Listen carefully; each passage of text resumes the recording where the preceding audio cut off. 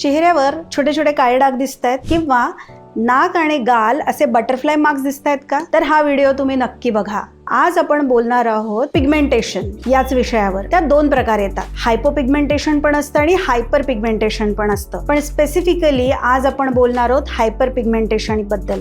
तर हे hyper pigmentation नेमकं कशामुळे होतं? अति प्रमाणामध्ये सन एक्सपोजर किंवा जे डिव्हाइसेस असतात, ब्लू लाईट रेडिएशन त्याच्यातून येतं, त्याच्याबरोबरचं एक्सपोजर जास्त, म्हणजे तुम्ही 10 तास जर का स्क्रीन समोर काम करत आहात तर तुम्हाला हायपर पिगमेंटेशन होण्याचे चान्सेस जास्त आहेत. दुसरं महत्त्वाचं कारण, तुम्हाला पिंपल्स येत आहेत आणि तुम्ही त्याची योग्य ट्रीटमेंट घेत नाही आहात डॉक्टरांच्या सल्ल्याने. पिंपल्स फोडताय, असं काहीतरी करताय, तरी देखील त्याचे डाग पडू शकतात. त्याचबरोबर खूप महत्त्वाची गोष्ट आहे ती म्हणजे तुमचं डाएट प्रॉपर नसणं, न्यूट्रिशनल डेफिशियन्सीज असणं, खूप प्रमाणामध्ये ताणतणाव असणं, हार्मोनल इम्बॅलन्स महत्त्वाचं कारण ठरतं मेलाझ्मासाठी.